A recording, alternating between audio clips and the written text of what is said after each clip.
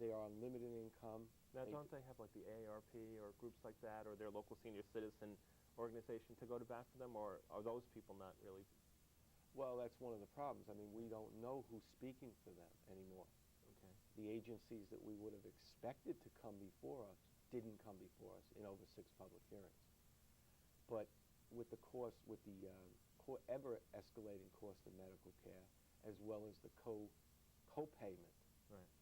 I had introduced a bill last year to allow senior citizens to deduct the unreimbursed cost of medical care, Right. in order to reduce their income to qualify for property tax breaks on the other end of the scale.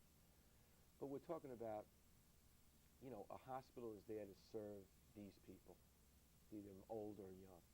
And with the ever-increasing cost of medical care, we want to make sure that that level of service continues to that population, if not increases after 2 years. Now, by privatizing, let's go into another aspect of this. When I heard about this proposal, which Bruce Blakeman, the presiding officer, held a press conference to announce, I immediately thought of the fact that, when the county executive makes his budget, he plans for a certain amount of revenue, he plans for a certain amount of money moving back and forth, and you're going from $106 to $53 million that we're talking about. Financially, how does that impact the county? Will it create more of a deficit? Well, the county executive had put a multi-year program in his budget in '97. He put 26 some odd million dollars to be collected upon transfer of to the PBC by the end of February this year. We didn't think that was realistic. We took it out of the budget and we substituted it by cutbacks, and downgrading of programs and through money saved by attrition. What I think Legislator Blakeman has done is correct. He's selling the hospital to the PBC for what is in the budget for '98. And then he's providing enough money in capital operating costs to continue and upgrade different aspects of the hospital.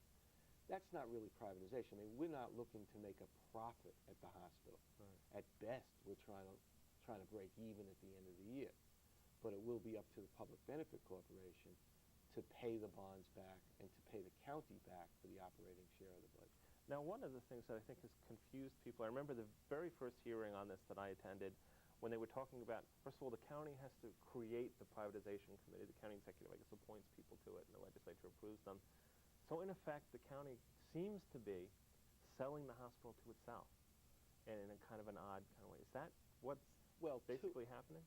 To a separate government entity, to a public benefit corporation that will be run by a board of directors. Will they be overseen by the legislature? Well, they'll be overseen in terms of a lot of different aspects of the operation of the hospital. Don't forget, they have to pay back the bonds. Right. They have to deliver health care. We anticipate that the county will always contribute some monies to the care for the indigent at the hospital, as well as the appointments are staggered. It's a bipartisan appointment. The governor has an appointment to the PBC. The Assembly majority leader, a minority leader, the Senate majority leader. It's a comprehensive board of all different political parties and persuasions that will come together to really operate that hospital, free from the bureaucratic ties that it currently has now with the county. Right. Are there people that, as a county legislature, you would like to see on the board? Well, they're in the process of naming the final few, but there is a doctor on the board. Right. And that's important, I think, to the physicians at the hospital. There are a number of people in the field. There are lawyers and accountants and community-based people. I think that's very important. There are people throughout the county that expressed interest to be on the board, and they're currently been appointed to the board. And they have a feel for the community, as we've been speaking, as to what the health needs of the community people are. How many people, I don't know if you had mentioned a number, but how many people are going to be on this board? I'm not really sure the final number. I mean, that was really still yet to be determined. Yeah, you may know the final. I think it was like 16, was it?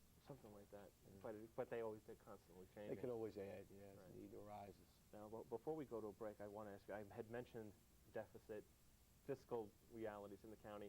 To date, as far as I know, the county executive has not addressed this deficit, this $35 million deficit that's been identified in the budget by Fred Parola and others. As a legislator, are you still waiting? Have you heard anything? No, if that be the case, as Comptroller Perola said, we're still dealing with 4 months into a $2 billion budget. Right. So there are 8 months to make up the $35 million deficit. That is not a huge problem from my experience, having served at the Board of Supervisors in the past 10 years. There are revenues that are achievable. There's programs that will generate revenue to the county. Sales tax is strong through the end of '97 and certainly through '98, I think. So we may come in right at even.